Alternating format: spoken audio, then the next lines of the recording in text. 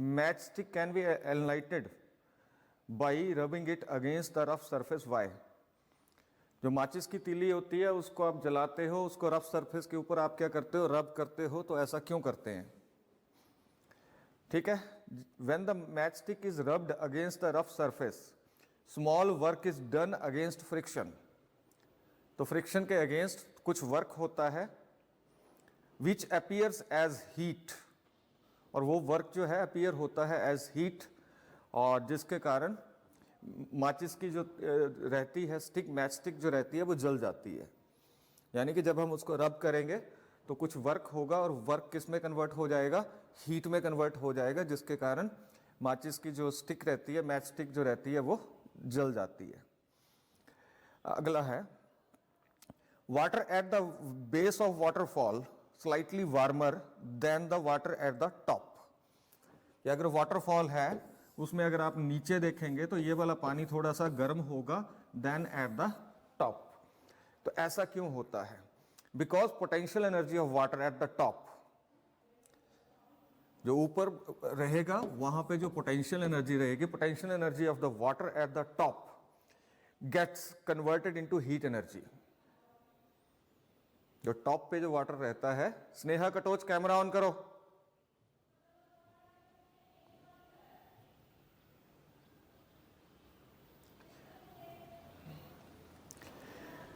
तो वो जो पोटेंशियल एनर्जी होती है वो किस में कन्वर्ट हो जाती है, हीट एनर्जी में at the base, and heat produced makes water slightly warmer.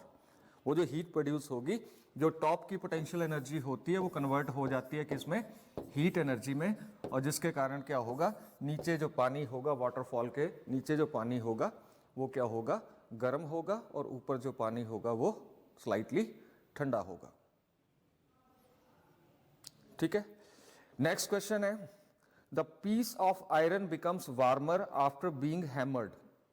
अगर हम लोहे के पीस को हथौड़े से पीटें, लोहे के पीस को हथौड़े से पीटें तो वो गर्म हो जाता है, तो ऐसा क्यों होता है? The iron piece becomes slightly warmer when it is hammered. तो काइनेटिक एनर्जी हैमर की जो है वो, काइनेटिक एनर्जी हैमर की वो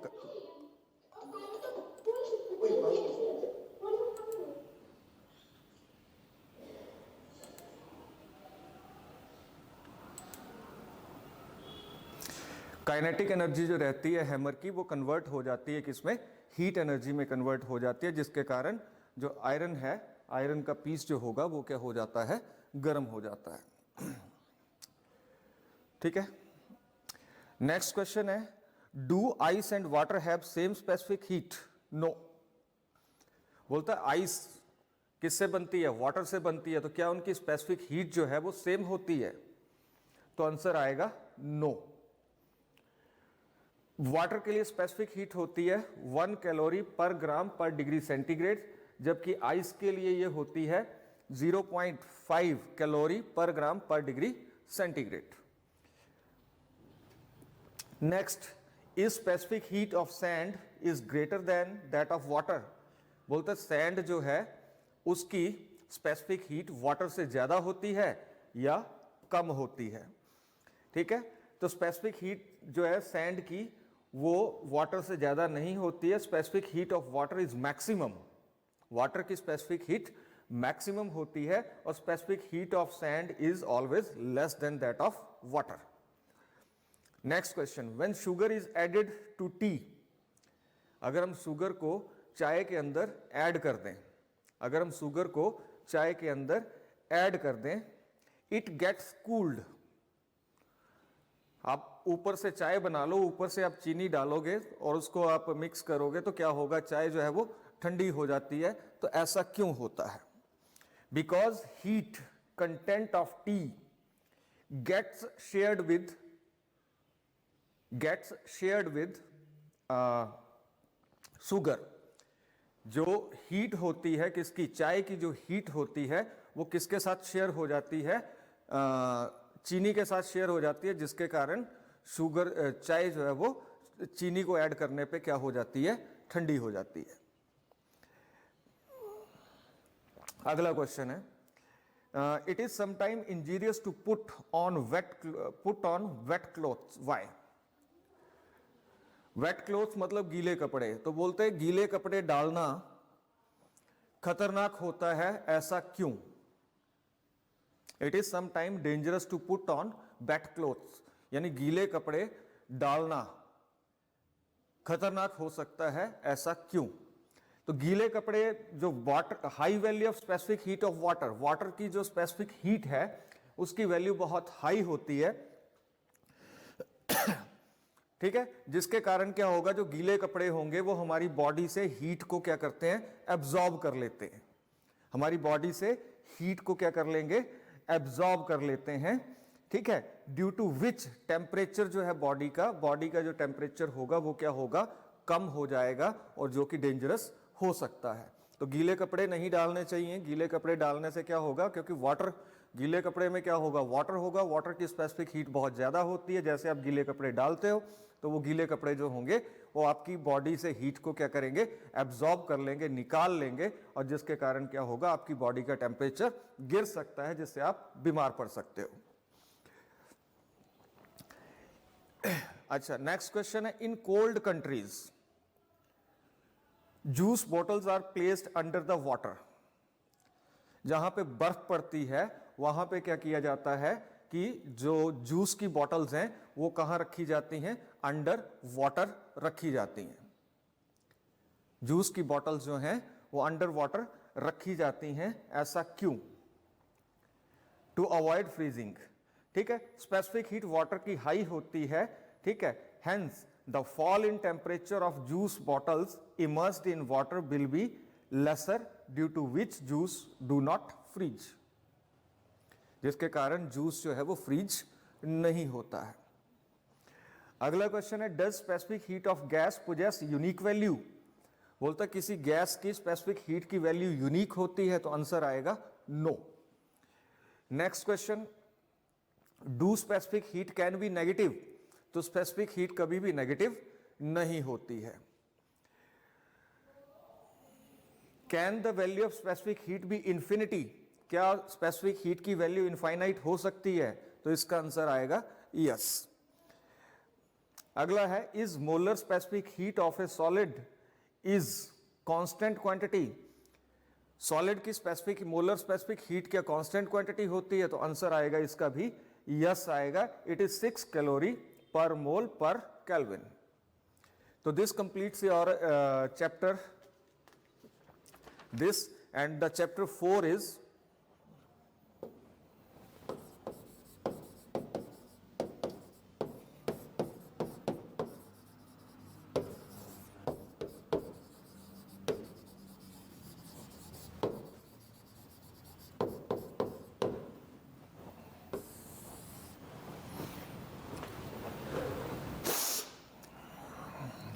फर्स्ट लॉ ऑफ थर्मोडायनेमिक्स। ठीक है, इसमें सबसे पहले हम कुछ डेफिनेशंस करेंगे। तो पहली डेफिनेशन है थर्मोडायनेमिक सिस्टम।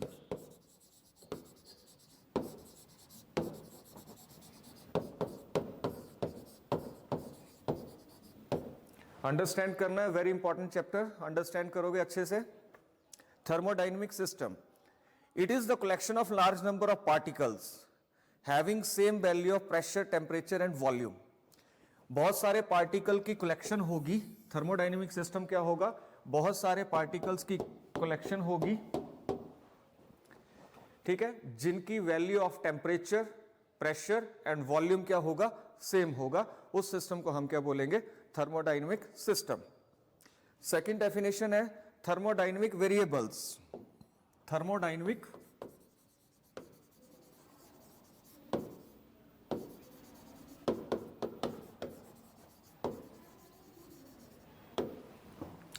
Thermodynamic variable. तो थर्मोडायनेमिक वेरिएबल्स क्या होते हैं? थर्मोडायनेमिक वेरिएबल होंगे the quantities which determine the thermodynamic behaviour of A system. ऐसी क्वांटिटीज जो किसी सिस्टम के थर्मोडायनेमिक बिहेवियर को डिफाइन करती हैं, उन क्वांटिटीज को बोलेंगे हम थर्मोडायनेमिक वेरिएबल्स। ठीक है, नेक्स्ट डेफिनेशन है इक्वेशन ऑफ स्टेट।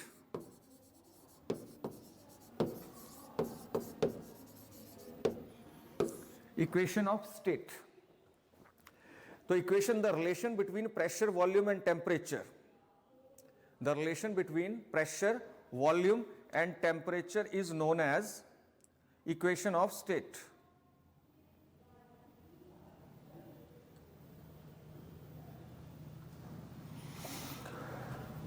ठीक है, P, V एंड T के बीच में रिलेशन जो होगा, प्रेशर, वॉल्यूम एंड टेम्परेचर के बीच में रिलेशन जो होगा उसको बोलेंगे इक्वेशन ऑफ स्टेट, या इसको हम परफेक्ट गैस इक्वेशन भी बोलते हैं। इसको हम परफेक्ट गैस इक्वेशन भी बोलते हैं।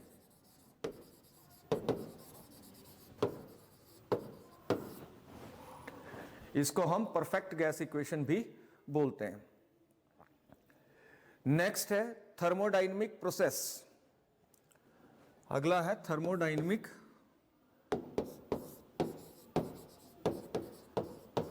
TD मतलब थर्मोडायनेमिक प्रोसेस। तो थर्मोडायनेमिक प्रोसेस क्या होता है? The process in which thermodynamic variables changes. ऐसा प्रोसेस जिसमें थर्मोडायनेमिक वेरिएबल कौन कौन से मैंने बताया अभी, प्रेशर, वॉल्यूम, टेम्परेचर। तो ऐसा जिसमें थर्मोडायनेमिक वेरिएबल्स चेंज होंगे उसको हम बोलेंगे थर्मोडायनेमिक प्रोसेस। उसके बाद है isothermal process, a process which occurs at constant temperature. Isothermal process,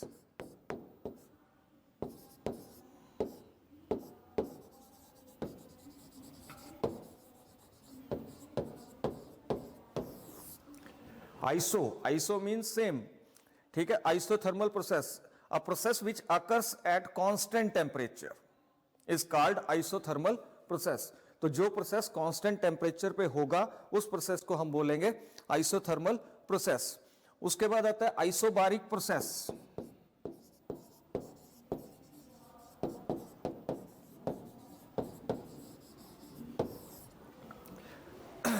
isobaric process, तो ऐसा process which occurs at constant pressure, isothermal at constant temperature, ठीक है, और isobaric at constant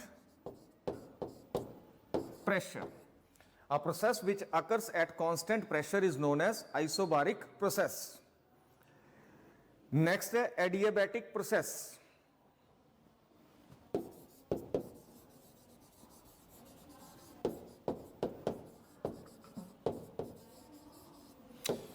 adiabatic process, तो ऐसा process, a process which occurs at, a process which occurs at constant volume,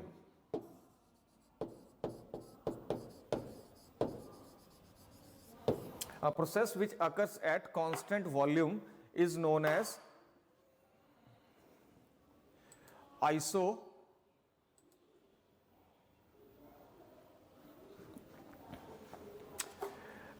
adiabatic process.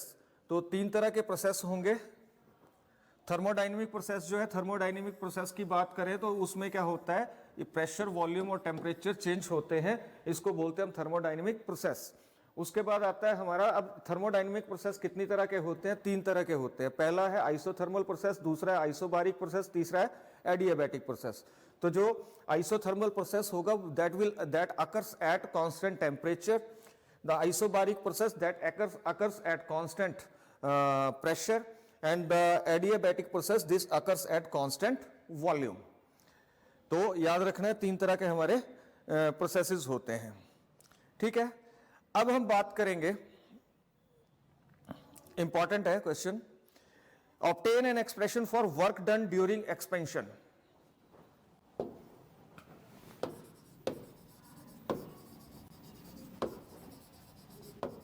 मेरे साथ करोगे आप भी?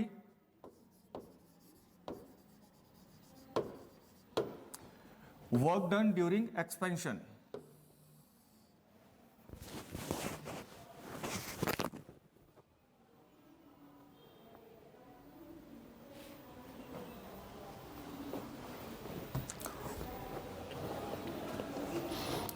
ठीक है। हम एक गैस लेंगे, enclosed in vessel having piston and area of cross section small a। हम गैस लेंगे किसी वेसल के अंदर,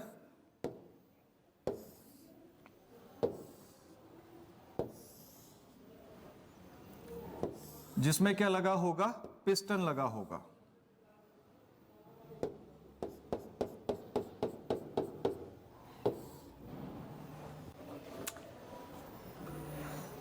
जिसमें क्या लगा होगा, पिस्टन लगा होगा।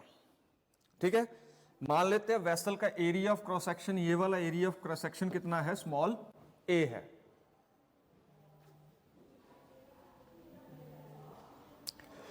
If V is the initial volume and P is the initial pressure, मान लेते हैं इनिशियल वॉल्यूम कितना है, कैपिटल V है, और इनिशियल प्रेशर कितना है, कैपिटल P है। तो हमने यहां स्टडी करना है जब गैस जो है वो एक्सपैंड होगी तो क्या होगा, तो उस समय कितना वर्क होगा, वो चीज हमें यहां पे कैलकुलेट करनी है।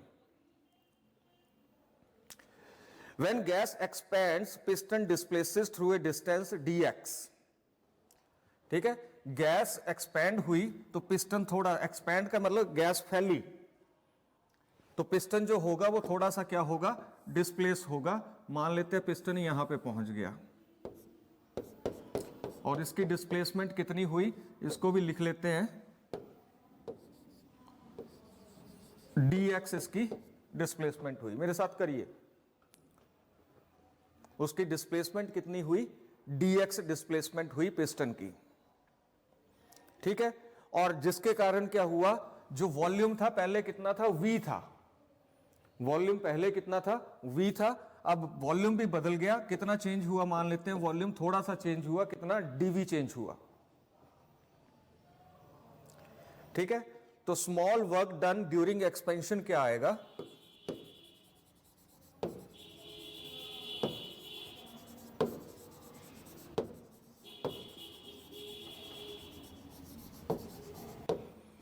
Small work done during expansion क्या आएगा मेरे पास, इसको हम मान लेंगे dw और ये होगा f dx, dw और ये क्या होगा, f dx, but f is equal to force के, प्रेशर क्या होता है, प्रेशर होता है f अपॉन a।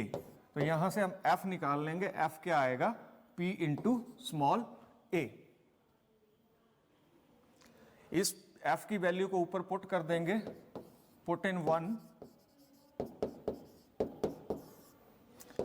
तो dw is equal to p a dx, but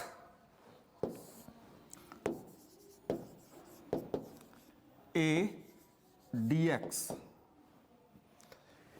area of cross section, और ये जो डिस्प्लेसमेंट हुई dx, इसको मल्टीप्लाई करेंगे तो ये इक्विवेलेंट होगा किसके, dv के। ठीक है, तो ये आ गया dv, तो dw क्या आ गया, p dv।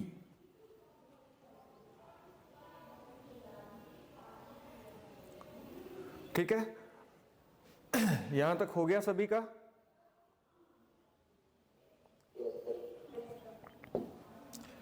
हाँ जी, तो आगे चलते हैं। अब total work done,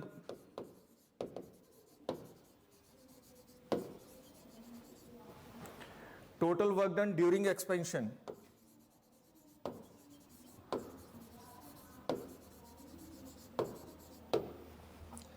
total work done during expansion when volume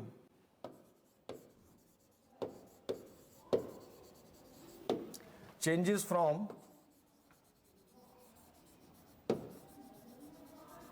V1 to V2, तो वो टोटल वर्क क्या आ जाएगा हमारे पास, उसको ले लेंगे हम W, और ये इंटीग्रेशन होगी V1 से V2, और ये होगी किसकी, dW की।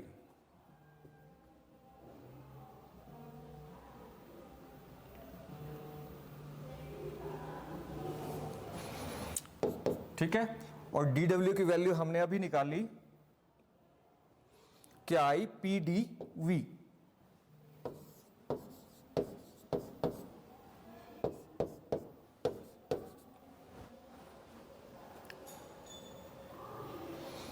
प्रेशर कांस्टेंट, बाहर ले लो, इंटीग्रेशन V1 से V2 किसकी, dV की, और आपको पता है dx की इंटीग्रेशन क्या होती है, x होती है।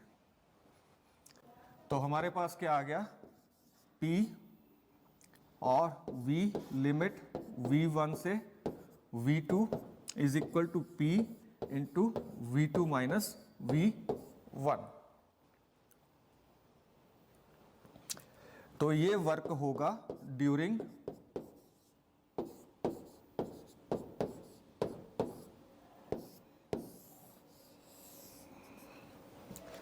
एक्सपेंशन। ठीक है, सिंपल है, वेरी इंपॉर्टेंट, बहुत इंपॉर्टेंट है ये expression.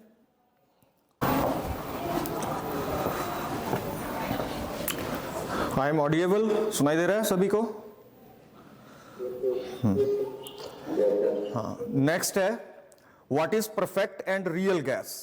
What is perfect and real gas, तो हमने पहले भी इसकी डेफिनेशन की है। परफेक्ट गैस या रियल गैस वो गैस होती है जो ओबे करती है सारे गैस लॉज को, which obeys all gas laws is known as perfect gas or real gas। ठीक है, in this type of gas no intermolecular forces are present। इस तरह की गैस के अंदर कोई भी intermolecular forces present नहीं होती हैं।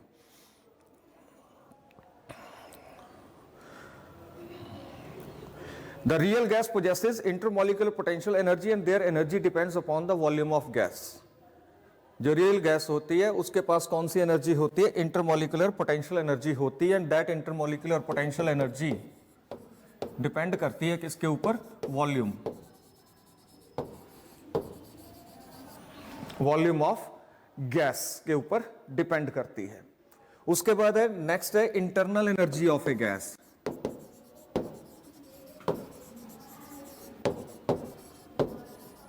This chapter is very important. This chapter is very important. Internal energy of the gas. It is the sum of, internal energy क्या होगी किसी गैस की, it is the sum of potential energy, ठीक है, intermolecular potential energy plus kinetic energy of the molecules of the gas। इसको बोलेंगे हम internal energy of the gas। ठीक है, internal energy किसी भी गैस की चेंज होती है with temperature and volume. Internal energy किसी भी गैस की चेंज होती है with temperature and volume. Volume और टेम्परेचर के साथ इंटरनल एनर्जी किसी भी गैस की क्या होती है, चेंज होती है, but it does not change with pressure. Pressure के साथ ये चेंज नहीं होती है। क्रिस शर्मा,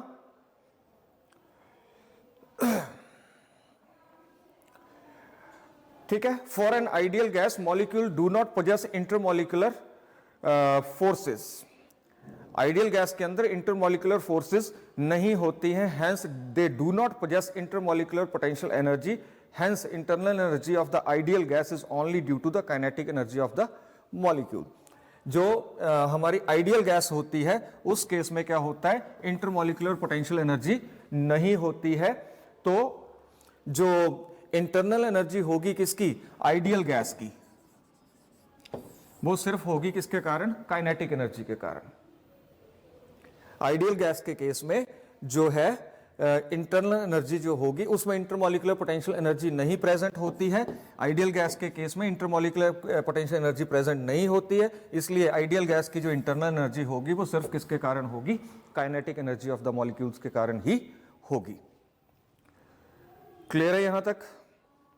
आगे, state and prove first law of thermodynamics. State and prove first law of thermodynamics, very important. This law states that, first law of thermodynamics क्या बोलता है,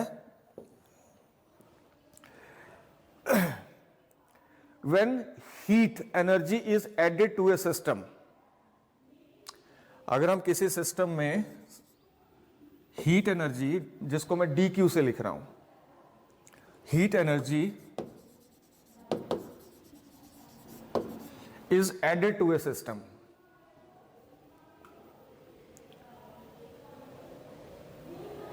it increases it increases internal energy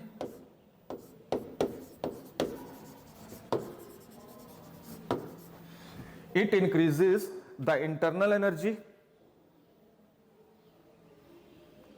ठीक है, of the system and perform some external work तो अगर हम dq amount of heat जो है वो किसी सिस्टम में सप्लाई करते हैं तो वो क्या करेगा, उस सिस्टम की, उसका कुछ पार्ट जो होगा उस सिस्टम की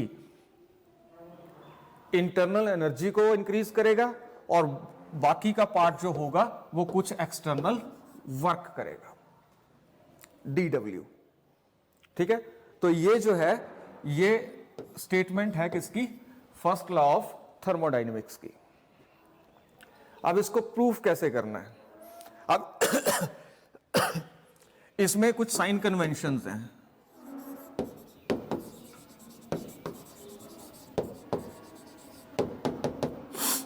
इसमें कुछ साइन कन्वेंशंस हैं।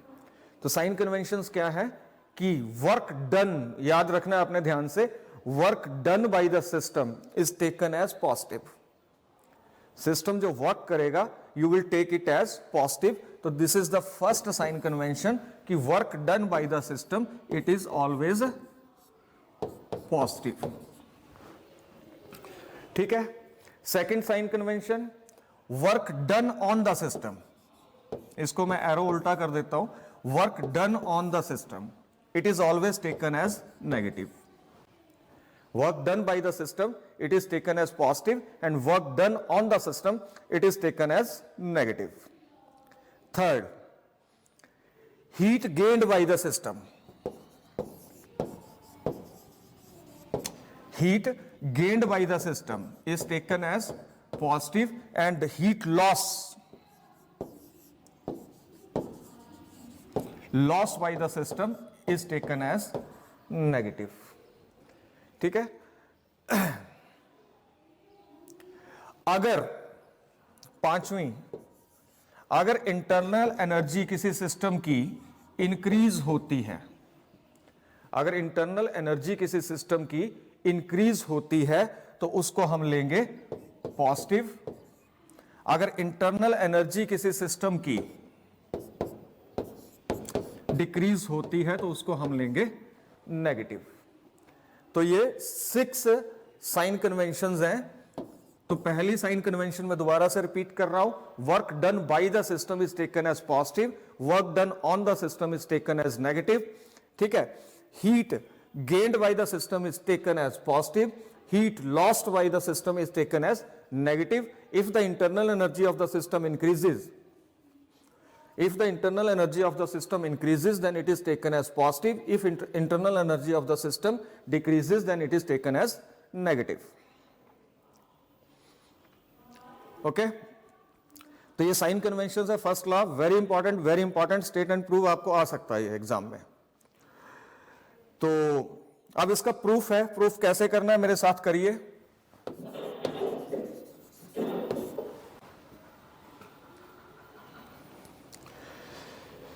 We know small work during the expansion of gas is dW. हमने अभी निकाला था work done during the expansion.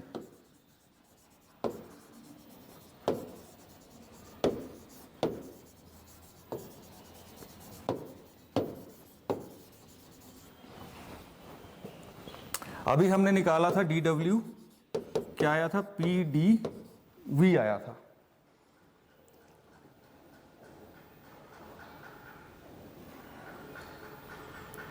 ठीक है, इस PdV को आप इक्वेशन नंबर 1 में पुट कर दो जो अभी हमने लिखी थी। तो dQ is equal to du plus PdV।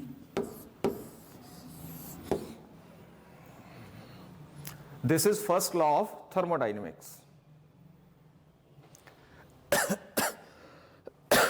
Next question है, what is the use of first law of thermodynamics? What is the use of first law of thermodynamics in adiabatic, isothermal और adiabatic process? First law of thermodynamics जो है उसको हम isothermal और adiabatic process के अंदर first law of thermodynamics जो है उसका यूज क्या है।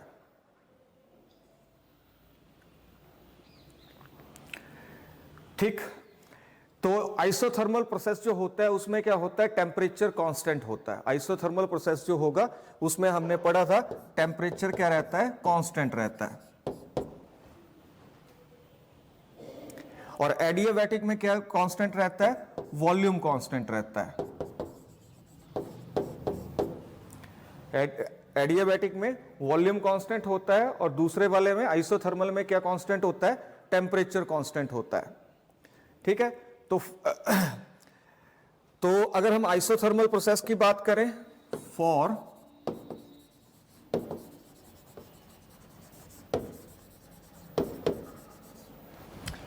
आइसोथर्मल प्रोसेस हमें पता है T क्या होगा, कांस्टेंट होगा, टेम्परेचर चेंज नहीं होगा, तो इंटरनल एनर्जी भी चेंज नहीं होगी। Therefore no change in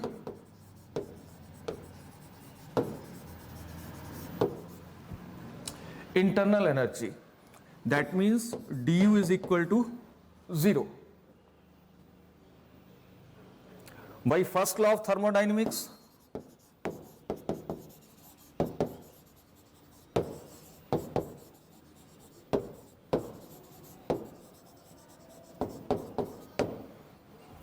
by first law of thermodynamics क्या था हमारे पास, dq is equal to du plus P D V. तो अब du क्या हो गया, 0 हो गया। तो इस केस में जो भी हम हीट सप्लाई करेंगे, आइसोथर्मल प्रोसेस के केस में जो भी हीट सप्लाई करेंगे वो सिर्फ क्या करेगी, एक्सटर्नल वर्क करेगी।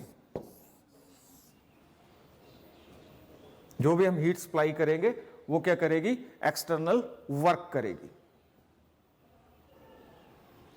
ठीक है, अब बात करते हैं हम एडियाबैटिक प्रोसेस की।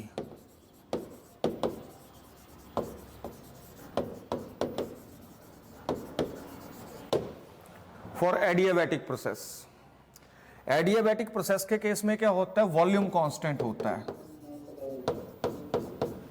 क्या कांस्टेंट होगा, कुणाल ठाकुर म्यूट हो जाओ।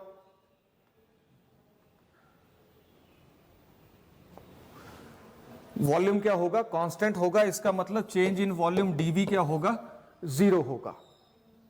ठीक है, तो अगर dV 0 हो गया तो फिर से फर्स्ट लॉ ऑफ थर्मोडायनेमिक्स क्या, dq is equal to du plus p dV। तो एडियाबैटिक प्रोसेस के केस में क्या होगा, ये टर्म 0 हो जाएगी। तो इस केस में जो भी हम हीट सप्लाई करेंगे वो सिर्फ क्या करेगी, उस सिस्टम की इंटरनल एनर्जी को इंक्रीज करेगी। तो ये फर्स्ट लॉ ऑफ थर्मोडायनेमिक्स जो है इसका यूज है किसके अंदर, आपके एडियाबैटिक और आइसोथर्मल प्रोसेस। तो आइसोथर्मल प्रोसेस में टेम्परेचर कांस्टेंट होगा, टेम्परेचर कांस्टेंट होगा तो सिस्टम की इंटरनल एनर्जी इंक्रीज नहीं होगी। अगर सिस्टम की इंटरनल एनर्जी इंक्रीज नहीं होती है तो जो भी हम हीट सप्लाई करेंगे वो हीट जो सप्लाई होगी वो क्या करेगी, सिर्फ एक्सटर्नल वर्क करेगी।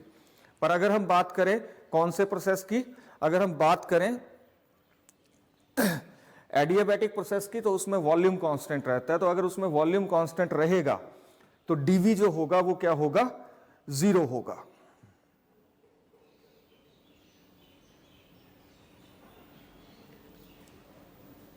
नहीं, मैं कुछ गलत बता गया।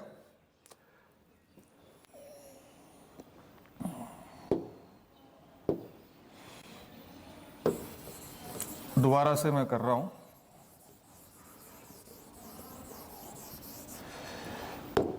एडियाबैटिक प्रोसेस जो होगा उसमें no transfer of heat,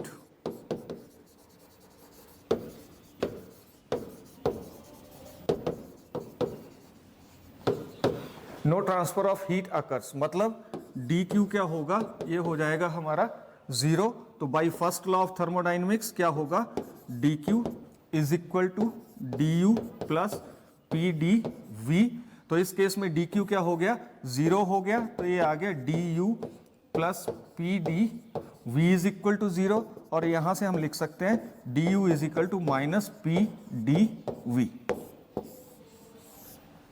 du is equal to minus P D B. ठीक है, तो इसका मतलब क्या है कि जो एडियाबैटिक प्रोसेस होगा उसके अंदर जो भी वर्क होगा वो किसके कारण होगा, इंटरनल एनर्जी के कारण होगा। इंटरनल एनर्जी कम होती जाएगी और वर्क होता जाएगा। ओके, तो आज के लिए इतना ही, बाकी कल करेंगे।